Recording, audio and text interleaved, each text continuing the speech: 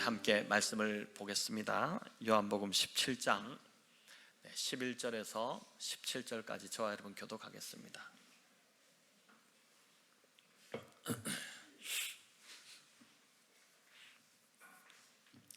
요한복음 17장 11절에서 17절 우리 교독하겠습니다. 나는 세상에 더 있지 아니하오나 그들은 세상에 있사옵고 나는 아버지께로 가옵나니 거룩하신 아버지여 내게 주신 아버지의 이름으로 그들을 보존하사 우리와 같이 그들도 하나가 되게 하옵소서.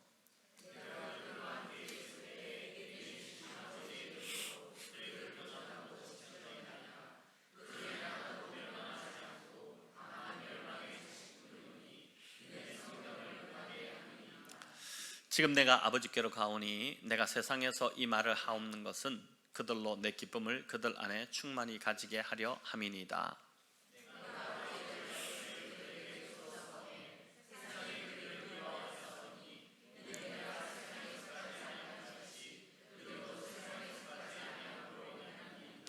내가 비옵는 것은 그들을 세상에서 데려가시기를 위함이 아니요 다만 악에 빠지지 않게 보존하시기를 위함이니이다.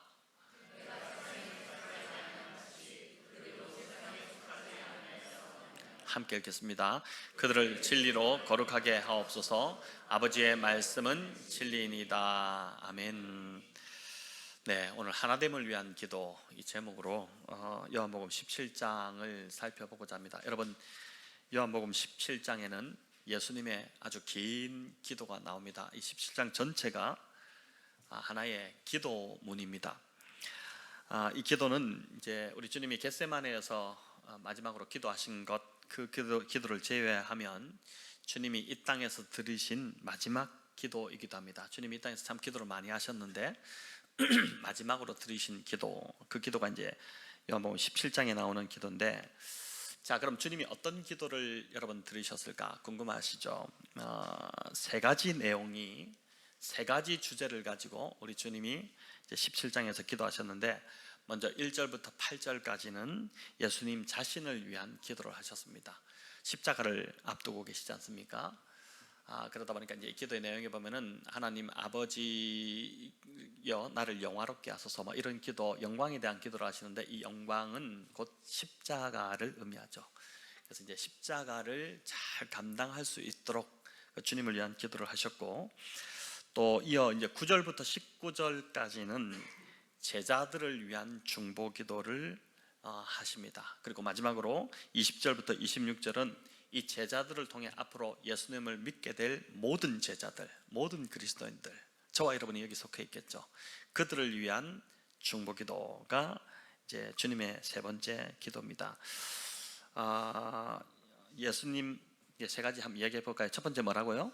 예수님 자신을 위한 기도, 두 번째가 제자들을 위한 기도, 세 번째가 모든 믿는 자들을 위한 기도. 이게 이제 요한복음 17장에 나오는 예수님의 대제사장적 기도라고 할 수 있습니다.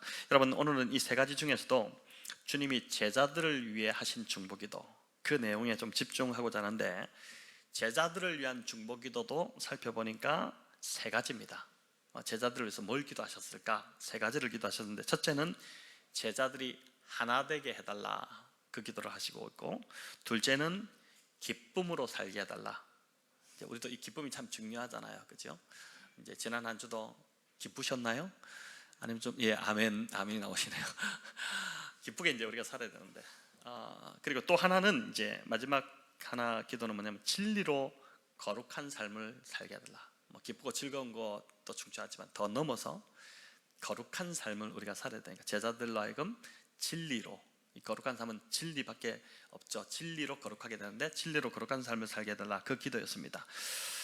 제자들이 하나 되도록 하는 것, 또 기쁨으로 살도록, 또 진리로 거룩한 삶을 살도록 이 제자들을 위해서 이 세 가지를 중보하셨는데, 이 제자들을 위한 이 세 가지 기도를 다 다루기는 오늘 시간이 부족하고, 그 중에서도 특별히 하나 되게 해달라는 이 기도에 좀 초점을 맞춰서 우리가 살펴보고자 합니다. 여러분, 예수님은 이제 가실 것입니다. 우리가 금요기도에서 살펴보았지만은 지금 이 기도는 예수님이 다락방에서 나오셔서 겟세마네로 가시는 그 도중에 길을 지나가는 중에 이제 제자들에게 지금 말씀하고 또 기도하고 있는 그런 내용인데, 이제 제자들만 남겨집니다. 여러분, 우리 부모님들 아이들만 두고 외출하실 때가 있죠. 부부끼리만 아이들 놔두고 부부끼리만 오붓한 시간을 가질 때 기분이 좋지 않습니까? 좋지 않으신가요? 네. 근데 이제 이렇게 나가실 때 아이들, 뭐 조그만 아이들은 두고 갈 수 없겠지만 좀 큰 아이들을 이제 두고 가면, 저희들도 이제 아이들 집에 두고 뭐 나갈 때가 있는데, 그럴 때 이제 뭐라고 이야기합니까? 두 가지를 당부하잖아요. 첫 번째는 싸우지 마라. 그 두 번째입니다. 첫 번째는 아무한테나 문 열어주지 마라. 집 잘 지켜라. 이야기하고, 두 번째는 이제 싸우지 마라. 하도 싸우니까 싸우지 마라. 이렇게 갔다 오면 또 싸우고 있죠. 네, 그렇게 이제 하는데, 부모 입장에서는 집에 남겨지는 아이들 이제 안전한 것이 가장 우선이고, 또 싸우지 않고 지내는 게 중요합니다. 부모가 집에 있을 때는 아이들이 서로 다투고 싸워도 크게 문제가 되지 않죠. 부모가 해결하기 때문입니다. 부모가 말리고 야단치고 그렇게 하죠. 제자들도 마찬가지였습니다. 제자들이 주님과 함께 있을 때는 크게 문제가 되지 않았어요. 제자들 안에 누가 크냐는 논쟁이 막 크게 벌어졌죠. 치맛바람까지 일으키면서 요한과 야고보가 자기 엄마를 막 예수님께 보내가지고 좌우편에 앉히게 해달라, 뭐 이런 막 서로 시기하고 막 뭐라 하고 탓하고 이런 일들이 막 벌어졌는데, 여러분, 그럴 때조차도 제자들이 크게 싸우지 못했던 것은 예수님 눈치 때문이었습니다. 주님이 계시고, 또 주님이 말씀하셨죠. 누구든지 너희 중에 크고자 하는 자는 섬기는 자가 되라. 그러니까 이제 그때 아마 아주 잔잔한 톤이 아니었을 것 같아요. 막 꾸짖었을 것 같아요. 그리고 이제 누구든지 섬기는 자가 되야 된다. 섬기는 자가 큰 자다. 뭐 이런 교훈을 주셨기 때문에 제자들이 막 감정이 올라왔다가도 마음을 가라앉히고, 그냥 또 싸우려고 하다가도 그냥 그렇게 됐겠죠. 하지만 이제 주님이 떠나시고 없기 때문에 제자들이 이 간단한 싸우기 좋아하는 이 제자들이 다투면은 아마 큰 싸움이 되지 않겠습니까? 여러분, 그래서 주님이 보니까 하도 싸우니까 이 제자들 싸우지 않게 해달라고 기도나 해야겠다. 이 제자들 제발 싸우지 않도록 해주십시오. 이렇게 기도를 하셨을까요? 여러분, 뭐 그럴 수도 있겠지만은 여기 제자들이 하나 되게 해달라는 주님의 기도는 그 이상의 훨씬 더 큰 의미를 담고 있습니다. 중요한 의미를 담고 있어요. 여러분, 어느 단체든 하나됨은 참 중요합니다. 연합을 강조합니다. 심지어 조직폭력배도 어떻습니까? 끈끈한 의리를 통해서 하나됨을 강조하고, 기업체도, 회사도, 직장, 우리 또 회사를 운영하시는 분들도 계시고 하지만은 하나 돼야지 일을 잘할 수 있다, 한 마음이 돼야 된다, 뭐 그렇게 하지 않습니까? 이전에 12.12 군사 반란을 일으켰던 군부의 사조직 그 이름, 그것도 뭡니까? 하나회였잖아요. 하나회.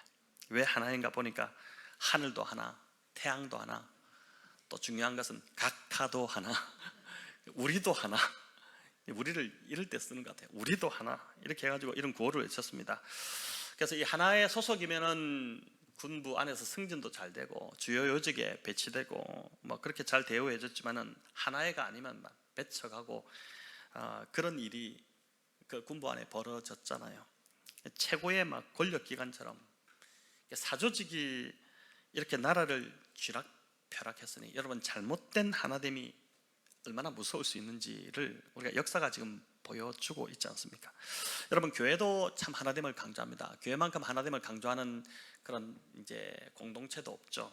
요한복음 17장에 이 주님의 기도가 있기 때문에, 주님이 하나 되기를 위해서 기도하셨기 때문에 교회는 어느 단체보다 하나됨을 이제 강조하고 중요하게 여깁니다. 우리가 암송했던 구절인 히브리서 10장 25절 말씀도 모이기를 힘쓰라 그 이야기를 하죠.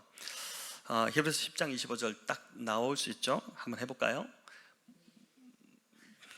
자, 같이 하겠습니다. 모이기를 패하는 어떤 자들의, 이거 보여주지 마시고 이걸 미리 보이면 어떡합니까? 자, 다시 한번 해보겠습니다. 모이기를 패하는 어떤 자들의 습관과 같이 하지 말고 오직 권하여 그날이 가까운 것으로 더욱 그리하자. 그냥 입은 안 움직이고 빙긋이 웃고만 계신 분이 있는데, 자, 한번 보여주세요. 다시 한번 봅시다. 자, 같이 읽어보겠습니다. 모이기를 패하는 어떤 사람들의 습관과 같이 하지 말고 오직 권하여 그날이 가까움을 볼수록 더욱 그리하자. 자, 더 모이자. 그래서 이 말씀처럼 자주 모여야 하나 될 수 있다. 이렇게 해서 이제 부서별로 단합대회도 하고, 또 우리 정교인 야유회도 가고, 뭐 그렇게 하지 않습니까? 온 교인이 정과 의리로 똘똘 뭉쳐서 안 보면 보고 싶고, 모일 때마다 막 웃음소리가 넘치고 항상 즐거우면 교회가 참 좋은 교회다, 이렇게 이제 생각이 되고, 또 막 교회가 부흥하는 것처럼 느껴지기도 합니다.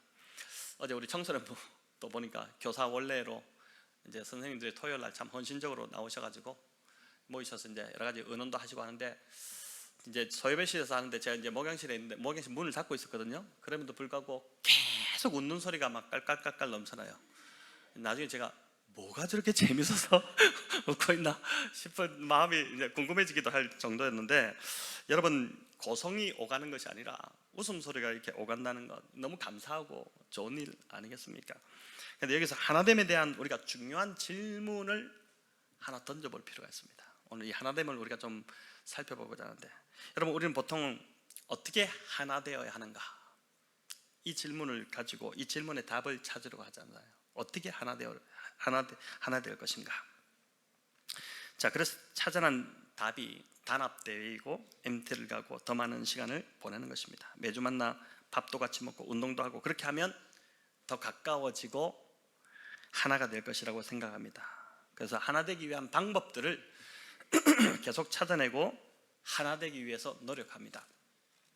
자, 그래서 오늘 본문을 보니까 이 질문을 좀 바꿔야겠다는 생각이 듭니다.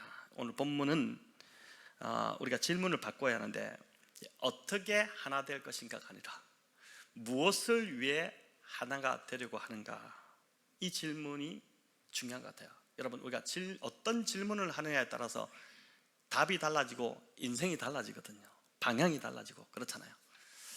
그러니까 이제 어떻게 하나 될 것인가, 우리는 주로 이 질문을 많이 가지고 하는데, 그게 아니라 무엇을 위해 하나가 되려고 하는가, 이겁니다. 그럼 비근 예를 든다면, 제가 아는 서울에 있는 그 한 교회는 100년이 훨씬 넘는 전통을 가진 교회입니다.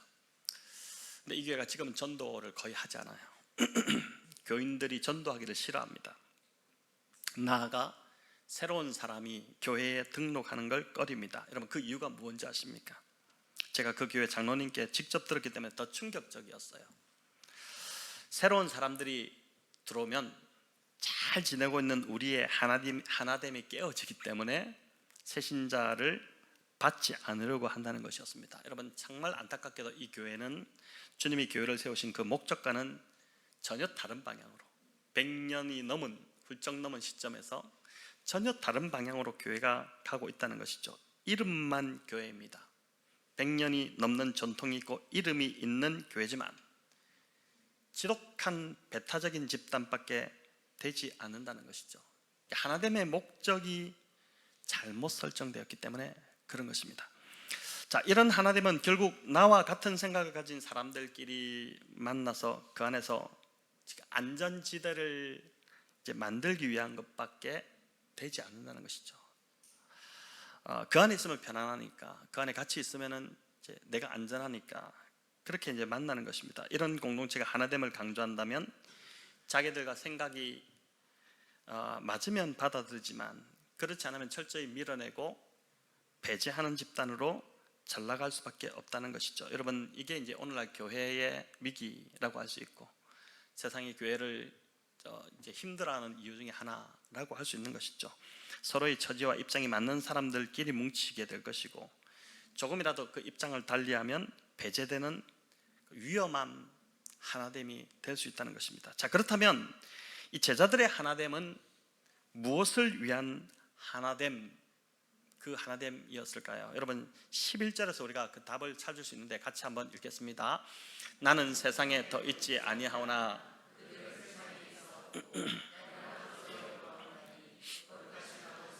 내게 주신 아버지의 이름으로 그들을 보존하사 우리와 같이 그들도 하나 되게 하옵소서. 자, 여기 보면 우리와 같이 그들도 하나 되게 하옵소서 이렇게 하는데, 여러분, 여기 우리는 누구일까요?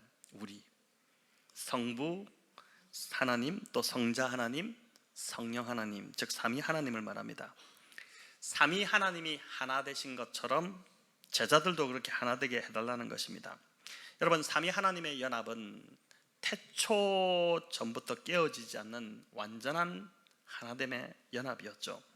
그 어떤 것도 이 삼위 하나님을, 이 연합을, 하나됨을 깨뜨리지 못했고 앞으로도 그럴 것입니다. 그래서 이 제자들도 똘똘 뭉쳐서 살 수 있도록 삼위 하나님처럼 절대 깨어지지 않고 똘똘 뭉쳐서 살 수 있도록 강력한 접착제 같은 것으로 이 제자들을 막 탁 붙여가지고 꽁꽁 묶어가지고 그렇게 살게 해달라, 그런 기도일까요?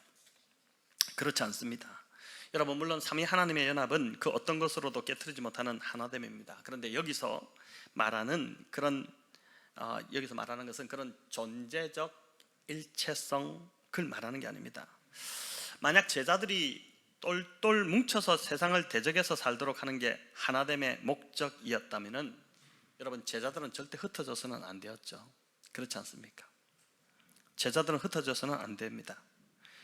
주님이 십자가를 지시기 전에 제자들이 똘똘 뭉쳐있는 게 주님의 목적이었다면 주님이 십자가를 지시기 전에 좋은 곳에다가 큰 집을 한 채 사두시고 베드로에게 십자가 지기 전에 몰래 열쇠 주면서 이거 제자들 다 데리고 와서 여기서 니네 모여서 절대 흩어지지 말고 똘똘 뭉쳐서 잘 살아라, 하나 되라, 뭐 이렇게 하셨을 것입니다.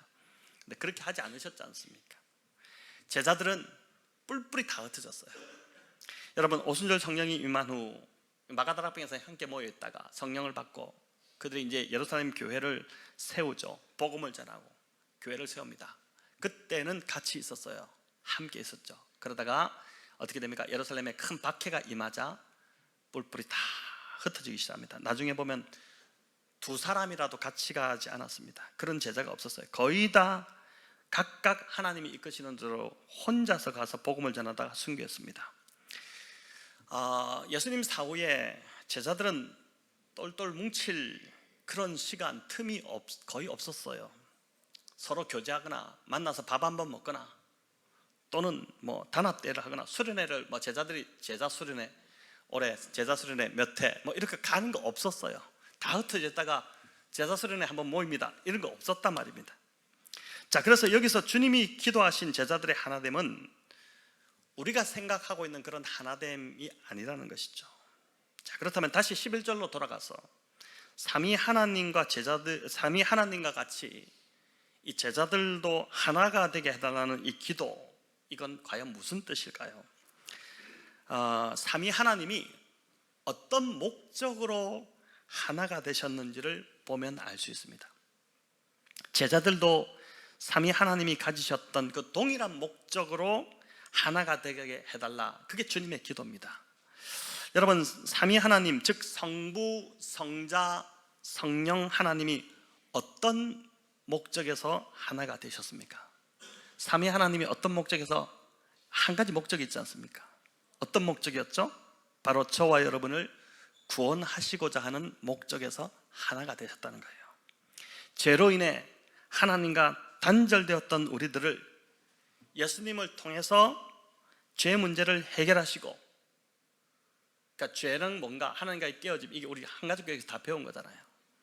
그리고 다시 관계를 회복시킨 것, 예수 그리스도를 통해 관계를 회복시키고자 하는 그 일에 성부, 성자, 성령 하나님이 하나가 되셨다는 것입니다. 여러분, 이를 위해서 성부 하나님께서는 유일하신 독생자 아들 예수 그리스도를 내어주셨죠. 이 땅에 보내셨고, 또 성자 예수님은 성부 하나님 그 아버지의 뜻에 순종해서 십자가를 기쁘게 지셨고, 또 성령 하나님은 성자 예수님을 증거하심으로, 성령이 이 땅에 오셔서 이 성자 예수님을 증거하심으로 오늘도 많은 사람들이 예수님을 믿고 구원을 얻게 하는 그 일을 우리 성령 하나님이 지금도 행하고 계시다는 것이죠. 여러분, 주님은 제자들 역시 바로 이 목적에, 이 비전에, 이 사명에 하나 되기를 바라셨고, 비록 제자들이 다 각각 흩어지더라도, 역설이잖아요. 어떻게 흩어지는데 하나 됩니까? 다 흩어지더라도 하나된 사명감을 가지고 흩어지도록 하셨다는 것입니다. 여러분, 오늘 본문에는 제자들의 정체성이 나옵니다. 제자들이 누군가? 이 정체성은 매우 신비로운데, 이는 또한 이 땅에서 살아가는 그리스도인들, 저와 여러분의 정체성이기도 하고 존재의 의미이기도 합니다. 여러분, 그게 뭐냐면은 세상에 속하지 않으면서 세상에 있는 자, 세상에 속하지 않으면서 뭐라고요? 세상에 속하지 않으면서 세상에 있는 자가 저와 여러분이고 예수님 시대의 제자였다는 것입니다. 여러분, 그러니까 저와 여러분 그리스도인들은 대단히 신비로운 존재예요. 세상에서 사는데 세상에는 속하지 않았습니다. 무슨 자연인 또는 무슨 도인 이런 것도 아닌데 세상에 있는데 세상에 속하지 않았어요. 주님이 기도 속에서 제자들을 직접 이렇게 정의를 하셨습니다. 나의 제자들은 누구냐? 세상에 있는데 세상에 속하지 않은 자들이다. 이 말이 14절에도 나오고 16절에도 나오는데 우리 14절 같이 한번 읽어보겠습니다. 내가 아버지의 말씀을 그들에게 주었사오매 세상이 그들을 미워하였사오니 이는 내가 세상에 속하지 아니한 같이 그들도 세상에 속하지 아니함으로 인함이니이다. 아멘. 왜 세상이 그리스도인들을 미워한다고 합니까? 주님처럼 세상에 있기는 하지만 세상에 속하지 않았기 때문입니다. 그리스도인들은 예수님께 속했고 또 하늘에 속한 자이들입니다. 그러니까 세상이 미워하죠. 자기들과 다르기 때문에, 이질감이 느껴지기 때문에. 자기들은 평안도 없고 기쁨도 없고 늘 짜증만 나고 근심밖에 안 되는데 똑같이 세상에 있는 것 같은데 저들은 보니까 기쁨이 있고 또 하늘의 평안을 누리고 있으니까, 그러니까 이제 시기가 나고 질투가 생기고 박해하고 미워하고 심지어 출교시키고 죽이기까지 하는 그 일이 1세기 제자 공동체 안에 일어났던 것이죠. 여러분, 그래서 주님이 제자들을 위해서 기도하시는 것입니다. 세상에 속했다면 문제가 없어요. 그럼 세상이 전혀 미워하지 않기 때문에 주님이 기도하실 이유도 없어요. 근데 세상이 속하지 않았기 때문에 주님이 기도하시는 것입니다. 미움 당하기 때문에, 자기 편이 아니기 때문에, 자기들 입장에 서지 않기 때문에 미워하는 것입니다. 여러분, 우리 성도님들 중에는 얼마 전까지만 해도 세상에 있으면서 세상에 속했던 분들도 있습니다. 그런데 이제는 세상에 있지만 세상에 속하지 않고 주님께 속하게 되었습니다. 여러분, 이게 얼마나 감사한 일입니까? 이게 기적 중에 기적이 바로 이 일입니다. 그들이 바로 이제 그리스도인들이죠. 여러분, 세상의 가치가 아닌 성경적 가치로, 세상에 있지만 세상 사람들의 방식이 아닌 성경적 가치로 살아가는 자들, 또 내 생각, 내 경험 그것으로 사는 것이 아니라 날마다 주님의 음성을 듣고 주님이 말씀하시는 그 음성을 따라 살아가는 자들, 여러분, 그들이 바로 세상에 있지만 세상에 속하지 않은 주님의 제자들입니다. 여러분, 그러니 세상이 미워하는 것이죠. 그렇게 미울 수가 없는 것이죠. 이 세상의 임금인 사탄이 그래서 우리를 잡아 죽이려고 달려드는 것이지 않습니까? 여러분, 우리 모두는 세상에 있지만 세상에 속하지 않았다는 점에서 하나가 된 자들입니다. 이 얼마나 감사한 일입니까? 그런 자들이 모인 공동체가 바로 뭐라고요? 교회입니다. 교회는 세상에 있지만 세상에 속하지 않은 자들이 모인 곳입니다. 그래서 교회는 같은 사명, 같은 목표로 하나가 되는 것입니다. 먹고 노는데 하나가 되는 것이 아니고 같은 사명, 같은 목표로 하나가 되는 것입니다. 우리처럼 세상에 있으면서 세상에 속한 자들, 우리는 속하지 않았는데 속해 있는 자들, 그들에게 복음을 전해서 그들을 예수님께 속하게 만들고 하늘에 속하도록 하는 사명, 그 사명으로 하나가 된 공동체, 바로 그 공동체가 뭐라고요? 교회라는 것입니다. 교회. 주님이 부활하신 후 승천하실 때 여러분, 사랑하는 제자들을 데려가시지 않고 세상에 남겨뒀습니다. 이들이 세상에 속하지 않았는데 미움받을 것 뻔한데 제자들을 사랑하셨잖아요. 그럼 데려가시지, 더 좋은 저쪽으로 데려가시지, 왜 남겨두셨을까요? 바로 세상에 속하지 않은 제자들을 통해서 세상에 속해 있는 자들을 구원하시도록 하기 위함이었습니다. 여러분, 이 제자들의 사명은 오늘날 교회가 이어받았고, 이게 이스라엘이 실패한 사명이잖아요. 구약의 이스라엘이 실패한 사명을 오늘날 교회가 이어받았고, 교회의 성도인 저와 여러분이 이 사명을 감당하기 위해 하나됨으로 존재하고 있다는 것을 믿으시기를 바랍니다. 지난주에 우리 실명을 밝혀도 될 것 같은데, 우리 장소란 성도님 저희 교회 1호 세례교인이시거든요. 한국말이 아직도 여전히 막 자유롭지는 않으시지만 예배 오셔서 또 들으시고 하는데, 지난주 전화가 오셨어요. 지금 주일날 무슨 이제 상황 때문에 교육이 있어서 지금 나오지 못하고 계시기는 하지만, 근데 참 놀랍게 그 교육에서 중국분 우리 두 분을, 우리 중국 한족이시거든요, 장선원 선생님이.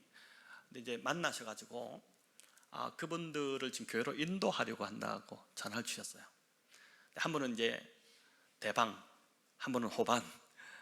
이제 그래서 이제 그 한 분 대방에 사시면은 교회를 찾고 있고, 교회를 다니시는 분인데 찾고 있고, 한 분은 교회에 그냥 관심을 가지고 있는데, 거기서 이제 두 분을 이렇게 교회로 데리고 오려고 하신다는 거죠. 여러분, 저는 이 장선한 성도님 안에 바로 이 신자의 정체성이 있다고 믿어요.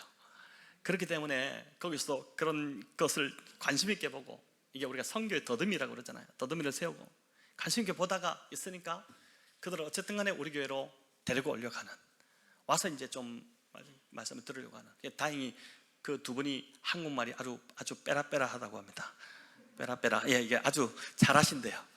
그래서 그나마 이제 좀 잘 이렇게 정착이 될 것 같은데, 여러분 어떻게 될지 모릅니다. 그러나 기도해 주시면 좋겠어요. 또 함께 기도함으로 한 분 한 분들이 이곳에서 또 정착될 수 있도록, 하늘에 속한 자가 될 수 있도록 그렇게 함께 기도하면 좋겠습니다. 저희 교회에 처음 오시는 분들의 소감을 들어보면 공통적으로 교회가 밝고 참 따뜻하게 느껴진다 이렇게 합니다. 저는 새로 이제 오신 분들의 그 첫인상이 틀리지 않았다고 봅니다. 실제로 제가 봐도 우리 성도님들 참 밝고 따뜻하고 활기가 있어요. 또 먹을 게 있으면 이제 교회로 자주 가져와서 성도들과 함께 나눠 먹으려고 막 하십니다. 성도님들 생각이 늘 앞서시는 것 같아요. 늘 좋은 게 있으면 성도들과 함께 나누고자 하는, 그만큼 사랑한다는 증거겠죠. 여러분, 저도 안식월 보내면서 좋은 걸 이렇게 보게 되면 저희 아내한테 우리 성도님들 좀 보여주면 좋겠다 이런 말을 자주 했거든요. 그러니까 늘 이제 성도들을 사랑하는 마음이 이제 저 안에도 있는 것이죠. 또 목장별로도 그렇고 부서별로도 함께 모이려고 하고 하나 되려고 많이 애를 씁니다. 여러분, 이렇게 계속해서 오손도손 모여서 재밌게 교회를 세워갈 수 있을 것입니다. 이 오순도순, 이 말이 참 재밌잖아요. 오순도순 모여가지고 교회를 세워갈 수 있을 거예요. 근데 저는 그래서 이제 저희 교회가 더 서로 좀 친밀해지고 가까워지고 그렇게 되기를 간절히 바랍니다. 네. 하지만 주님이 궁극적으로 원하시는 것은, 오늘 이 본문을 보니까, 주님의 이 기도를 보니까 주님이 궁극적으로 원하신 것은 제자들끼리만 오순도순 모여 하나 되어 사는 것, 그게 아니었다는 것입니다.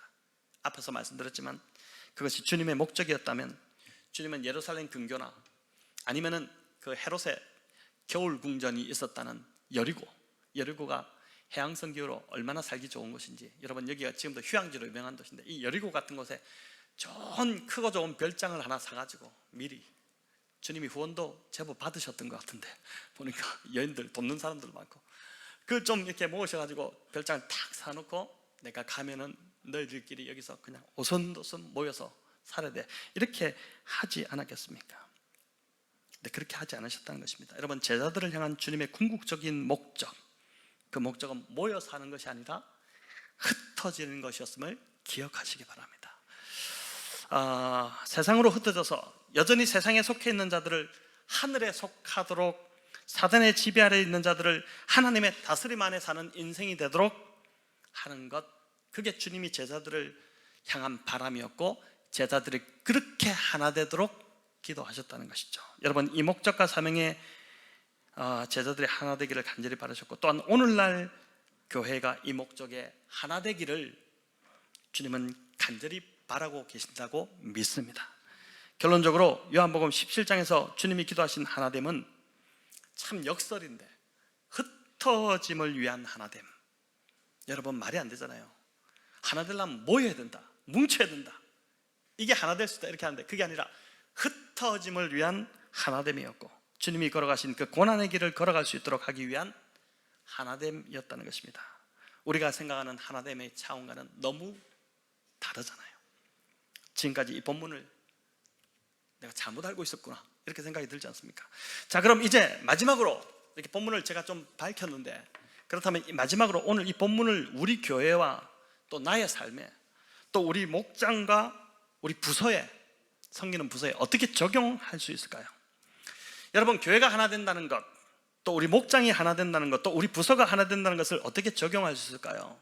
목장이 또 부서가 서로 가까워지고 친밀해지는 것을 넘어서 우리는 과연 주님이 부탁하신 영혼을 구원하는 일을 우리 목장이, 또 우리 부서가, 또 우리 교회가 가장 우선적인 사명으로 여기고 있는지, 이것이 우선순위인지, 땅에 속해 있는 자들, 그래서 지금도 소망 없이 길을 잃어본 채 주저앉아 있는 자들, 그들에게 예수님이 길과 진리와 생명이 되신다는 것을 전해서 그들을 건져내고자 하는 그 사명에 우리가 하나 되어 있는지, 좀 뭐 다른 취향이 다르고 뭐 이런 것들은 다 조금씩 차이가 있어도 관계없죠. 그러나 가장 중요한 본질인 이 사명에 우리 교회가, 부서와 또 목장이 하나 되어 있는지, 이것에 우리의 생각이 좀 앞서 있는지, 무슨 말인지 아시겠습니까? 여러분, 이걸 좀 우리가 돌아봐야 할 것입니다. 매주 말씀으로 은혜를 나누고 서로의 힘든 마음을 위로해주고, 축하할 일이 있을 때 함께 축하해주고 기뻐해주고, 또 서로를 위해서 함께 기도해주는 것, 그 목장의 중요한 역할입니다. 하지만 우리만 그렇게 오순도순 재밌게 살아간다면 주님이 슬퍼하실 것 같아요. 이 땅에 속하지 않은 우리를, 저 여러분 이 땅에 속하지 않았죠? 그럼 진작에 주님이 좀 데려가시지. 이 땅에 여전히 남겨두시고 있는 그 이유도 이 땅에 속해 있지 않는 자, 속해 있는 자들, 그들을, 그래서 소망을 잃어버리고 길을 잃어버린 채 지금도 방황하고 있는 사람들이 얼마나 많습니까? 표정이, 생명을 잃어버린 표정을 하고 있는 사람들이 많거든요. 예, 지금 여러분들 표정은 좋습니다. 근데 그런 분들이 많은데, 그들을 살리고 또 그들을 회복시키라고 우리를 이 땅에 남겨두셨음을 저와 여러분 기억하셨으면 좋겠습니다. 그래서 목장마다 여러분 영혼 구원을 해야 될 그 이름들을 놓고 매주 좀 간절히 기도해 보시면 좋겠습니다. 여러분, 신들러 리스트 알잖아요. 신들러 리스트 같은 그런 리스트들이 우리 각 목장마다 좀 그 명단이 있어야 하지 않겠습니까? 우리 서로의 기도도 중요하지만 정말 지금 복음이 필요한 사람, 구원받아야 할 한 영혼, 그를 위해 전심으로 기도하는 일에 여러분 목장이 하나 돼, 그 일에 하나가 된다면 여러분 목장 그 식구들이 다 살아나기 시작할 거예요. 삶이 완전히 좀 달라지지 않겠습니까? 관점이거든요. 우리가 뭐를 보고 뭐를 추구하느냐, 우리의 우선순위가 지금 뭐가 되느냐, 우리 가치가 지금 어디를 향하고 있느냐에 따라서 우리 인생이 달라지잖아요. 여러분, 내 문제만 자꾸 보고 있으면 그 문제에 함몰되어서 다른 것은 보이지 않고 그 문제에서 벗어나기가 참 쉽지 않습니다. 하지만 죽어가는 영혼을 구원하는 일, 그게 바로 먼저 그의 나라와 의를 구하라는 그 주님의 말씀인데, 그렇게 하게 될 때 이 모든 것을 너에게 더하여 주시겠다는 그 약속, 여러분 그 특별한 경험을 하게 될 텐데, 저는 우리 교회 성도님들 모두가 이 특별한 경험을 계속해서 경험하면 좋겠다는 생각이 있습니다. 특별히 자녀들 중에 예배를 잘 못 나오고 있는, 그래서 신앙에서 멀어지고 있는 자녀들 속이 터집니다. 부모가 그 시기 정도 되면 잘 못해요. 힘들어요. 잘 할 수가 없거든요. 근데 이럴 때 목장에서, 부서에서 여러분 함께 기도하시면 좋겠습니다. 누군가를 위해 정말 울면서 기도해 보신 적이 있으십니까? 내 문제, 내 고통, 나에게 닥친 어려움 때문에 하나님 앞에 나와서 울어보신 적은 있으시죠? 그러나 그런 것이 아니라 정말 누군가의 아픔, 어려운 상황, 또 정말 구원받아야 될 그 영혼, 한 영혼, 그 영혼 때문에 여러분 눈물로 기도하며 울며 하나님 앞에 정말 부르짖어 보신 적이 있으신가요? 또 뭐 힘들어하는 직장 동료, 나하고 다른 사람이다 이렇게 생각할 수도 있겠지만 정말 그 사람을 보는 게 그 영혼을 보면서 저 사람 복음만 들어가면 될 것 같은데, 이런 마음으로 정말 기도하면서 그 사람을 위해서 간절히 그렇게 한번 눈물로 통해 보신 적이 있으신가요? 여러분, 주님이 보실 때 가장 값진 눈물이 바로 이렇게 예수님을 몰라서 죽어가는 영혼을 위해 기도하며 흘리는 그 눈물, 바로 그 눈물이 아닐까라는 생각을 해봅니다. 왜냐하면 주님은 지금도 저와 여러분이 그렇게 주님의 기도로 구원받은 것처럼 지금도 죽어가고 있는 영혼들을 위해서 하나님 우편에서 간절히 눈물로 호소하고 계신 분이 우리 주님이시기 때문에, 2000년 전 제자들을 위해서 이렇게 간절히 기도하셨던 그 주님이 지금도 저와 여러분을 위해서 기도하시고 죽어가는 영혼들, 그들이 하늘에 속할 수 있도록, 예수께 속할 수 있도록 기도하고 계시기 때문입니다. 여러분, 이 땅에서 저와 여러분 제자로 살아가는 것 결코 쉽지 않습니다. 쉽든가요? 그냥 평범한 삶, 주님과 관계없는 삶을 뭐 산다 모르겠지만 정말 제자로 살아간다. 왜냐하면 세상이 우리를 미워하기 때문에 쉽지 않습니다. 우리가 세상에 있지만 세상에 속해 있지 않기 때문에 그렇죠. 여러분, 그래서 바로 이것이 우리가 하나 되어야 할 또 하나의 이유입니다. 이 땅에서 예수님의 제자로 살아가는 것이 너무 버겁기 때문에, 버거워요. 저도 목회를 할 때 너무 버겁게 느껴질 때가 있습니다. 막 포기하고 싶을 정도의 버거움이 느껴질 때가 있어요. 여러분, 그럴 때 함께 기도로 격려하고 세워서 함께 제자의 길을 가라고 이 공동체를 하나 되게 하셨다고 믿습니다.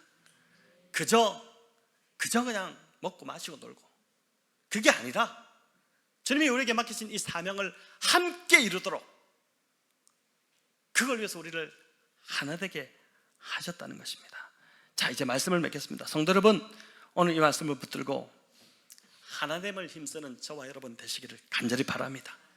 이 하나됨의 의미를 오늘 바르게 좀 이제 들으셨으니까 다시 붙잡으시면 좋겠어요. 그저 우리끼리 좋고 우리끼리 으쌰으쌰하고 우리끼리 통하는 그런 배타적인 울타리를 만드는 하나됨이 아니라 죽어가는 영혼을 구원하고 세상에 속한 자를 하늘에 속하게 하고 예수님께 속하게 하는, 여러분, 이래야지 교회 문턱이 낮아지죠.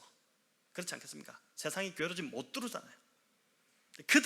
그들의 배려가 없기 때문에 그냥 우리만 보고 있기 때문에, 그래서 정말 이렇게 함으로 이 너무나도 주님이 우리에게 맡겨주신 이 사명에 우리 성도님들 모두가 연합하고 하나 되시기를 우리 주님의 이름으로 축원합니다.